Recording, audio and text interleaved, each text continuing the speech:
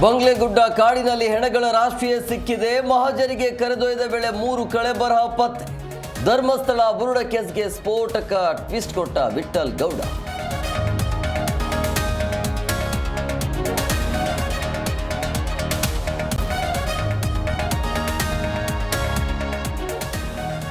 ಬೆಂಗಳೂರಲ್ಲಿ ಮತ್ತೊಂದು ಕನ್ನಡ ವಿರೋಧಿ ಖಾಸಗಿ ಶಾಲೆ.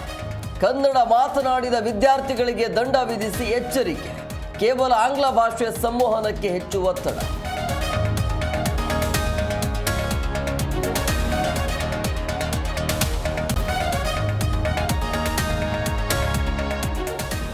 ಸೆಪ್ಟೆಂಬರ್ 22ರಿಂದ ಜಾತಿ ಸಮೀಕ್ಷೆ ಆರಂಭ.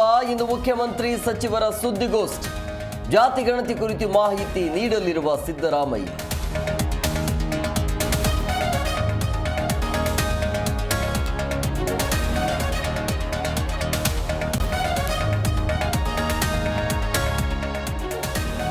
ಕೆಲವೇ ಕ್ಷಣಗಳಲ್ಲಿ ಉಪರಾಷ್ಟ್ರಪತಿಯಾಗಿ ರಾಧಾಕೃಷ್ಣನ್ ಶಪಥ. ರಾಷ್ಟ್ರಪತಿ ಭವನದಲ್ಲಿ ಪ್ರಮಾಣ ವಚನ.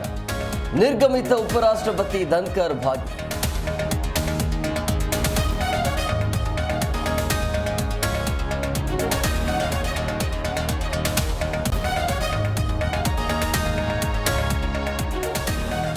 ಹಾಂಕಾಂಗ್ ವಿರುದ್ಧ ಗೆದ್ದು ಬಿಗಿದ ಬಾಂಗ್ಲಾ.